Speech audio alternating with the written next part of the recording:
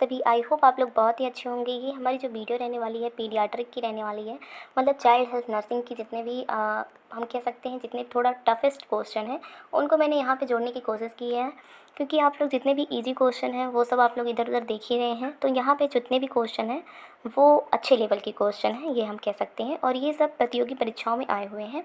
आप उसके जो भी क्वेश्चन देखेंगे उसके नीचे ये भी देखेंगे कि किस एग्ज़ाम में कब आया हुआ है, ठीक है। तो आज का जो फर्स्ट क्वेश्चन रहने वाला है वो क्या है, देखिए, शिशुओं में मोरो रिफ्लेक्स कितने महीने तक बना रहता है। तो शिशुओं में जो मोरो रिफ्लेक्स होता है वो पहले जान लेते हैं होता क्या है। देखिए, जब कोई भी ऐसा हम काम करते हैं या फिर बच्चे अचानक से डर जाते हैं, उनके पैर हाथ अकड़ जाते हैं, वो ऐसे अपने हाथ को टाइट कर लेते हैं, कुछ भी ऐसा सामान गिरता है या फिर कुछ भी होता है, तो जब अचानक से कोई प्रतिक्रिया उनके प्रति होती है या फिर आप जाते हैं अचानक से भाव या फिर ऐसा कुछ करते हैं, तो वो अचानक से जो डरते हैं उसी को हम मोरो रिफ्लेक्स कहते हैं। तो उनके हाथ वगैरह अकड़ जाते हैं थोड़े से। तो ये बेसिकली जो होता है वो 3 से 6 महीने तक बना रहता है, ठीक है। 3 से 6 महीने तक बना रहता है। अब इसमें है, ऑप्शन में दिया है ABCD, मतलब 3 से 6 माह के बीच तक ये रहता है, तो इसमें हम लगाएंगे बी ऑप्शन लगाएंगे। बाकी इसका जो मेन है वो 3 से 6 है, एवरेज 5 में आ रहा है, तो हम 5 मंथ लगा सकते हैं, ठीक है। और इसका राइट ऑप्शन आप लोग अपने अकॉर्डिंगली लगा सकते हैं, क्योंकि इसका जो राइट ऑप्शन है ना वो काफ़ी कंफ्यूजिंग वाला है। नेक्स्ट क्वेश्चन है कि निम्नलिखित में से किस महीने में शिशु लंबी अवधि के लिए सिर खड़ा कर सकता है। किस महीने में शिशु जो होता है वो लंबी अवधि के लिए अपने सिर को खड़ा कर सकता है। तो कब कर सकता है वो, तो 3 महीने की उम्र में वो अपनी जो उसके शिशु की लंबी अवधि तक अपने सिर को खड़ा कर सकता है, 3 महीने तक, ठीक है। नेक्स्ट क्या है कि देखिए, 6 महीने तक आमतौर पर उसके जो सिर होते हैं उस पर पूर्ण नियंत्रण आ जाता है। अब हम बात करते हैं कि 3 महीने में वो क्या क्या और कर सकता है। लंबे समय तक सिर को खड़ा कर सकता है, पेट के बल लेटने पर सिर और छाती को ऊपर उठा सकता है, हाथ खोलना और बंद करने की प्रतिक्रियाएं कर सकता है, लटकती वस्तुओं को पकड़ने की कोशिश कर सकता है और खिलौनों को पकड़ सकता है। तो इतने सब जो काम होते हैं वो 3 महीने में वो कर सकता है। नेक्स्ट क्वेश्चन रहने वाला है कि एक नवजात में सामान्य श्वसन दर कितना होता है। तो एक जो न्यूबॉर्न बेबी होता है उसके अंदर जो रिस्पायरेशन रेट होता है वो कितना होता है। तो इसका राइट ऑप्शन जो होगा वो 30 से 40 ब्रीथ पर मिनट होता है। नवजात में श्वसन दर 30 से 40 मतलब होता है प्रति मिनट। वहीं एक एडल्ट की बात करें तो एडल्ट का जो हार्ट बीट होता है वो 12 से 16 होता है, या फिर 12 से 20 भी हम कह सकते हैं, ठीक है। अच्छा, अगर बच्चे की बात पूछें कि बच्चों में कितना होता है, जो कि 1 से 7 साल के बच्चे होते हैं, तो उनमें कितना होता है, तो उनमें हम बात करते हैं तो उनमें जो होता है वो कितना होता है, 18 से 30 होता है, ठीक है। तो 18 से 30 बच्चों में हो गया, और एडल्ट में 12 से 20 हो गया, और जो छोटे बच्चे हैं, बेबी हैं, न्योनेटल हैं, उनके अंदर 30 से 40 हो गया। नेक्स्ट क्वेश्चन है, किसने बच्चे के विकास के संज्ञानात्मक सिद्धांत के प्रस्ताव दिए थे। तो बच्चों के विकास के बारे में कौन ऐसा था जिन्होंने बताया कि इसके संज्ञानात्मक विकास के बारे में, तो वो कौन था, तो वो कौन थे, वो थे जीन पियाजे। जीन पियाजे जो हैं वो बच्चों के विकास के संज्ञानात्मक सिद्धांत के बारे में उन्होंने अपनी प्रतिक्रिया दी थी। नेक्स्ट क्वेश्चन है कि कौशल एवं कार्य क्षमता में उत्तरोत्तर वृद्धि होती है। तो कौशल हो रहा है, कौशल और एवं कार्य क्षमता में वृद्धि हो रही है, तो इसका मतलब क्या हो रहा है कि इसका मतलब है कि विकास आ रहा है ना, बच्चे में विकास आ रहा है, तो इसका राइट ऑप्शन विकास होगा। नेक्स्ट क्वेश्चन पूछा है कि बच्चों में दूध के दांतों की संख्या कितनी होती है। तो बच्चों में जो दूध की दांतों की संख्या होती है वो कितनी होती है, 20 होती है। और वहीं एडल्ट में पूछे तो एडल्ट में जो दांत होते हैं वो 32 दांत होते हैं, ठीक है। अब कुछ की पॉइंट है उनको हम देख लेते हैं। देखिए क्या होता है, जो प्राइमरी दांत आते हैं उनको हम डेसिडुआ दांत भी कह सकते हैं। दूध के दांत आमतौर पर 6 माह की उम्र से निकलना स्टार्ट होते हैं और 3 वर्ष तक 20 दांत आ जाते हैं।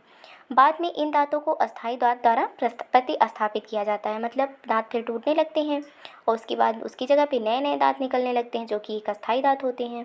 तो ऊपरी जो जबड़ा होता है, मैंने पहले की वीडियो में आपको सूत्र भी बताए हैं, ठीक है, तो वहाँ से आप देख सकते हैं। तो ऊपरी जबड़े में 4 इंसीजर होता है, कैनाइन 2 होता है, मोलर 4 होता है। और सबसे पहले बात करें कि कौन सा दांत आता है बच्चों में, तो सबसे पहले लोअर सेंट्रल इंसीजर जो दांत होता है वो सबसे पहले बच्चों में आना स्टार्ट होता है। अच्छा, बात करें कि शैशवावस्था इन्फेंसी पीरियड कौन सा होता है, तो 0 से 1 साल का जो समय होता है उसको इन्फेंसी पीरियड कहते हैं। 1 से 3 साल के समय को हम टोडलर के नाम से जानते हैं। 3 से 6 को हम कह सकते हैं क्या, 3 से 6 साल को, 3 से 6 साल है प्री स्कूलर एज, और 6 से 12 साल है तो हम स्कूली एज कह सकते हैं। ठीक है, तो इसका राइट ऑप्शन क्या है, ए इसका राइट ऑप्शन है। नेक्स्ट क्वेश्चन है कि कार्यात्मक शारीरिक परिपक्वता क्या है भाई, कार्यात्मक शारीरिक परिपक्वता की प्रक्रिया को कहा जाता है। तो शारीरिक जो परिपक्वता आ रहा है इसमें, तो इस वजह से इसका राइट ऑप्शन ग्रोथ हो जाएगा। देखिए इसमें बी ऑप्शन होगा, सॉरी हाँ, कार्यात्मक भी बोला है ना, तो कार्यात्मक शारीरिक परिपक्वता, तो जिसमें कार्यात्मक रूप से भी बोला हो तो वो विकास के नाम से जाना जाएगा, ना कि वृद्धि के रूप में जाना जाएगा। नेक्स्ट क्वेश्चन है कि शिशु द्वारा सामाजिक मुस्कान में प्राप्त होती है, तो मतलब बच्चा कब सामाजिक मुस्कान करना स्टार्ट कर देता है, तो बच्चा जो सोशल स्माइल देना स्टार्ट करता है 2 माह की उम्र में, वो सोशल स्माइल देना स्टार्ट कर देता है, तो इसका राइट ऑप्शन क्या हो जाएगा, सी। नेक्स्ट क्वेश्चन है कि स्तन दुग्ध की विकास की प्रक्रिया को किस नाम से जानते हैं, तो स्तन की जो दुग्ध होते हैं, preparation of breast milk is known, तो उसको हम लैक्टोजेनेसिस के नाम से जानते हैं। वहीं मेमोजेनेसिस जो होता है वो स्तन के विकास के रूप में जो होता है उसको हम मेमोजेनेसिस कहते हैं, और जो उसके ब्रेस्ट मिल्क की बात कर रहा है तो इस वजह से इसको हम लैक्टोजेनेसिस कहते हैं। देखिए जो मिल्क होता है, मदर मिल्क होता है, उसमें 66 KCl कैलोरी मिलती है, जिसमें से कि कितने ग्राम वो मिलता है, प्रोटीन की बात करें, प्रोटीन 8 मिलता है, कैलोरी 13 रहता है उसमें। ठीक है, नेक्स्ट क्वेश्चन है कि बच्चों के अधिकारों की घोषणा किसके द्वारा की गई थी, तो जो बच्चों के अधिकारों की घोषणा है वो संयुक्त राष्ट्र संघ के द्वारा की गई थी। क्वेश्चन है कि 13 से 15 वर्ष के बीच की उम्र की किशोरावस्था नर के लिए अनुशंसित कैलोरी की आवश्यकता कितनी होती है, ये यूपी NHM ANM 2022 में आया हुआ क्वेश्चन पेपर है। तो 13 से 15 वर्ष के जो एडोलसेंट होते हैं वो भी मेल, उनमें 2500 किलो कैलोरी की ज़रूरत होती है। नेक्स्ट क्वेश्चन है 1500 ग्राम से ज़्यादा वजन वाले नवजात के लिए विटामिन के की डोज कितनी होती है, तो अगर किसी भी बच्चे का वज़न जो है 1500 ग्राम से ज़्यादा है तो उसके लिए क्या करना चाहिए, उसके लिए जो डोज होता है वो सी ऑप्शन सही होगा, 1 mg IM लगाना चाहिए। IM कहाँ बच्चों को लगाया जाता है, तो बच्चों को जो लगाया जाता है IM वो कहाँ, वेस्टस लेटरल थाई पे लगाया जाता है। अच्छा, अगर पूछे विटामिन के में कितने फैक्टर्स आते हैं, मतलब विटामिन के जो है 2, 7, 9, 10, 2, 7, 9 और 10 का निर्माण करता है। विटामिन के का जो एब्जॉर्वेशन होता है वो लार्ज इंटेस्टाइन में होता है। लीवर से भी कुछ जो क्लॉटिंग फैक्टर होते हैं उनका निर्माण होता है। और कुल कितने क्लॉटिंग फैक्टर होते हैं, तो कुल 13 क्लॉटिंग फैक्टर होते हैं। यहाँ जो होता है विटामिन के का जो इंजेक्शन दिया जाता है वो प्रोथ्रोम्बिन या फैक्टर जो 7 होता है कि निम्न स्तर से जुड़े रक्तस्राव के इलाज के लिए किया जाता है, जो रक्त के थक्के और हड्डियों के चयापचय के लिए आवश्यक होता है।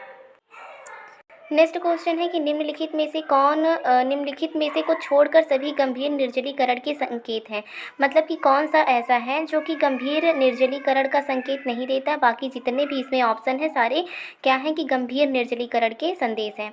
तो देखिए अनकॉन्शियस अगर हो रहा है, सुस्ती आ रही है, ख़राब पीना आ रहा है, तो ये सब है कि गंभीर तरीके से बच्चा जो है वो डिहाइड्रेट हो चुका है। लेकिन अगर त्वचा धीरे धीरे पीछे की ओर झुकती है तो इसका मतलब ये गंभीरता का निशान नहीं है।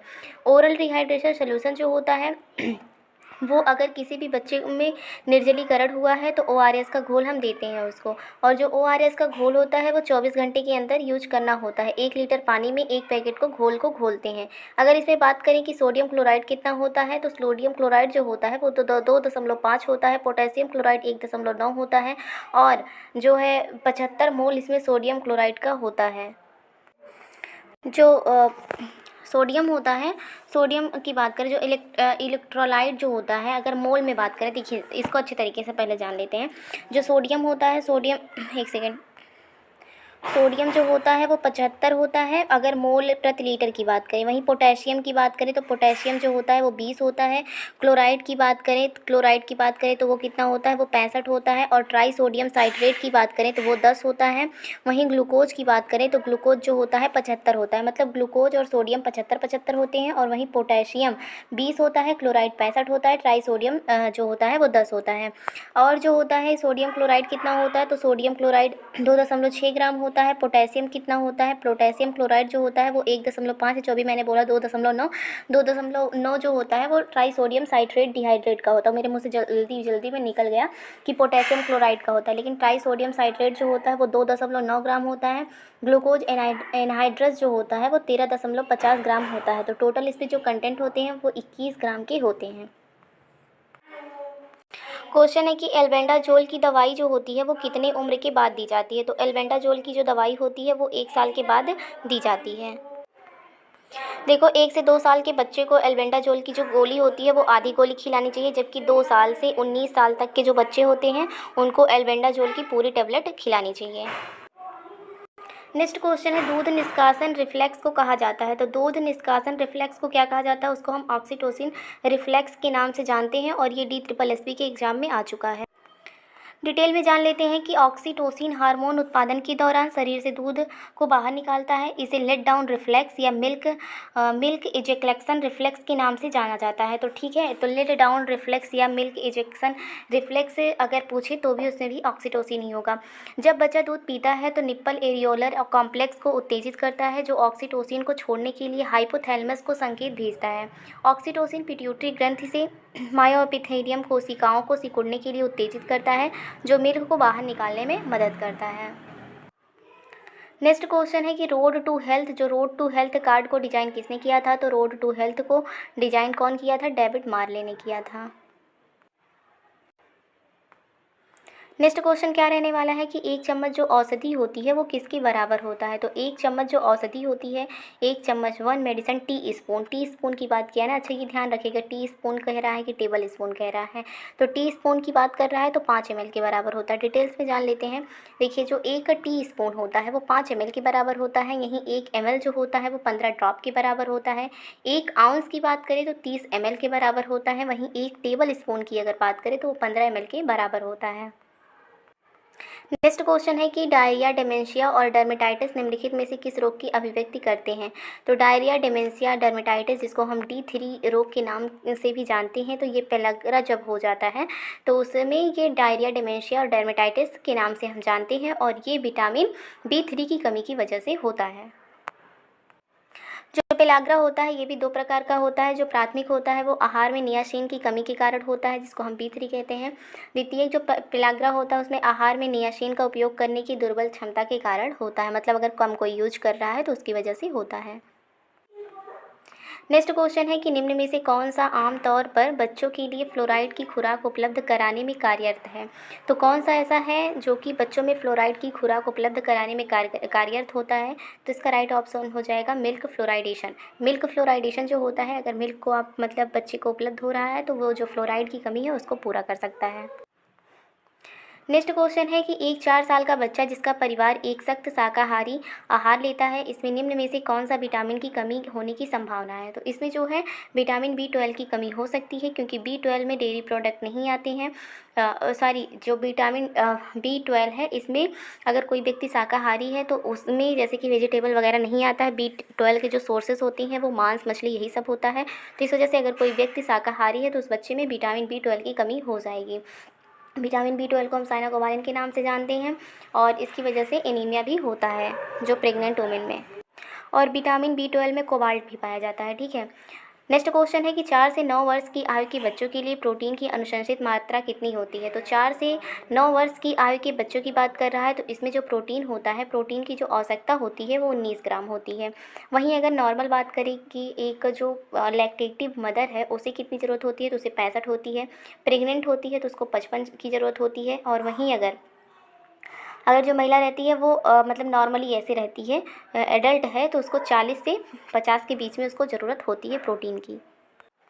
अब हम यहाँ बात करते हैं कि 1 से 3 वर्ष के बच्चों को 13 ग्राम प्रोटीन चाहिए, 9 से 13 वर्ष के बच्चों को 34 ग्राम चाहिए और 14 से 18 वर्ष की लड़कियाँ जो होती हैं उनको 46 ग्राम प्रोटीन की आवश्यकता होती है। नेक्स्ट क्वेश्चन है कि माता पिता को बचपन के पोषण के बारे में शिक्षित करने में एक नर्स को क्या प्राथमिकता देनी चाहिए। ठीक है, तो क्वेश्चन है कि मतलब ऑप्शन है कि विभिन्न विकासात्मक चरणों में बच्चों की पोषण संबंधी आवश्यकताओं को समझाना चाहिए। दूसरा क्वेश्चन है कि पोषक तत्वों के संतुलन पर विचार किए बिना केवल कैलोरी के सेवन पर ध्यान केंद्रित करना चाहिए। और तीसरा जो है प्राकृतिक खाद्य स्रोतों की तुलना में जो मतलब इसका कहने का मतलब है कि जो वैसे भोज्य पदार्थ हैं जो हाई डाइट्री के मतलब हाई पैसे के मिलते हैं उन पर ध्यान केंद्रित करना चाहिए। तो इसका राइट ऑप्शन जो होने वाला है पहला होने वाला है कि विकासात्मक चरणों के में बच्चों की पोषण संबंधी आवश्यकताओं को समझकर उस अकॉर्डिंग देना चाहिए आहार। नेक्स्ट क्वेश्चन है कि आयरन अनुपूरण किस आयु वर्ग के बच्चों के लिए विशेष रूप से महत्वपूर्ण होता है। तो आयरन का जो अनुपूरण होता है वो जो होता है वो 6 से 23 मंथ की जो बेबी होती है मतलब इन्फेंट हम कह सकते हैं, जो 6 से 23 वर्ष के बच्चे होते हैं उनके लिए विशेष रूप से ये महत्वपूर्ण होता है। क्यों महत्वपूर्ण होता है एक्सप्लेन इसका करते हैं। देखिए, विकासशील देशों में रहने वाले शिशु और छोटे बच्चों में आयरन की कमी बहुत अधिक होती है। ठीक है, तो आयरन जो होता है रासायनिक गुणों के कारण कई जैविक प्रणालियों में कार्य करता है जो मानव स्वास्थ्य के लिए महत्वपूर्ण है। विशेष स्वास्थ्य संगठन WHO के मुताबिक एनीमिया से ग्रस्त इलाकों में रहने वाले बच्चों को 3 महीने तक रोजाना आयरन सप्लीमेंट दिया जाना चाहिए। 6 से 23 महीने के लिए शिशुओं के लिए विशेष रूप से महत्वपूर्ण होता है ये। क्वेश्चन है कि माँ का दूध जो है जो कि पोषकों से समृद्ध तथा सर्वाधिक उपयुक्त होता है को क्या कहा जाता है। तो इसको हम कोलेस्ट्रम के नाम से जानते हैं। किसके नाम से जानते हैं? कोलेस्ट्रम के नाम से जानते हैं। और पहले 1 से 3 दिन तक जो मिल्क आता है वो कोलेस्ट्रम ही होता है। और उसके बाद जैसे कि जो मिल्क आता है उसको हम ट्रांजेक्शन मिल्क के नाम से जानते हैं। अच्छा, फॉर मिल्क क्या होता है और हिंड मिल्क क्या होता है? फॉर मिल्क होता है और हिंड मिल्क होता है। तो फॉर मिल्क जो होता है वो क्या होता है कि रुके पहले लिख देते हैं। देखिए, फॉर मिल्क और हिंड मिल्क। तो फॉर मिल्क में प्रोटीन वसा ये बहुत ज़्यादा होता है, तो पहले जो मिल्क आता है वो फॉर मिल्क होता है। हिंड मिल्क जो आता है मतलब रेगुलर फीड की स्टार्टिंग में बच्चा जो स्टार्ट करता है जिसमें प्रोटीन, मिनरल्स, वाटर, विटामिन ये सब भरपूर मात्रा में होते हैं, उसको हम फॉर मिल्क के नाम से जानते हैं। और हिंड मिल्क जो होता है उसमें वाटर होता है। ठीक है, तो वाटर जो होता है वो 87% होता है। और जो ट्रांजेक्शन मिल्क होता है उसको संक्रमणकालीन हम मिल्क कहते हैं।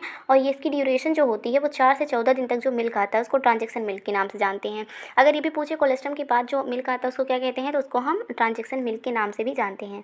अच्छा, कोलेस्ट्रम जो होता है वो पहले दिन 30 ml आता है, दूसरे दिन 60 ml आता है और तीसरे दिन जो है 60 ml आता है। मतलब टोटल जो कोलेस्ट्रम होता है उसकी मात्रा 150 ml होती है। मैच्योर मिल्क की तुलना में कम फैट होता है किसमें? ट्रांजेक्शन मिल्क में। ठीक है, और मानव दूध में जो मुख्य प्रोटीन होता है वो लैक्टोएल्ब्यूमिन होता है। क्या होता है? लैक्टोएल्ब्यूमिन होता है। नेक्स्ट जो क्वेश्चन है वो है कि एक बच्चे को निम्नलिखित किस वर्ग की आयु तक कम से कम 3 शारीरिक अंगों वाले व्यक्ति का चित्र बनाने में सक्षम होना चाहिए। मतलब है कि ट्रायंगल कब बना लेना चाहिए। एक बच्चे को किस वर्ष आयु तक कम से कम 3 शारीरिक अंगों वाले व्यक्ति का चित्र बनाने में सक्षम होना चाहिए। तो इसका राइट ऑप्शन हो जाएगा बी, 4 साल में। तो बच्चे में जो 4 साल का जब बच्चा हो जाता है तो उसको ये चीज़ें बनाने में सक्षम हो जाना चाहिए। तो आई होप आप लोग को समझ में आया होगा। अच्छा, बीनिंग किस आयु में शुरू किया जाता है? तो बीनिंग पता है 4 से 6 मंथ में, मतलब 6 मंथ भी आप कह सकते हैं। कहीं ऑप्शन में 4 से 6 दिया है या फिर 6 दिया हो तो आपको लगाना चाहिए। तो इसका मतलब होता है कि बच्चे को ठोस आहार देना, जिसे कभी कभी पूरक आहार देना या फिर वीनिंग कहा जाता है, या 4 से 6 महीने की आयु में प्राप्त करने पर शुरू किया जाता है। तो अगर एवरेज में दिया है 4 से 6 तो 4 से 6 लगाना है, नहीं तो 6 ही लगाना है। तो चलिए मिलते हैं नई वीडियो के साथ, तब तक के लिए धन्यवाद।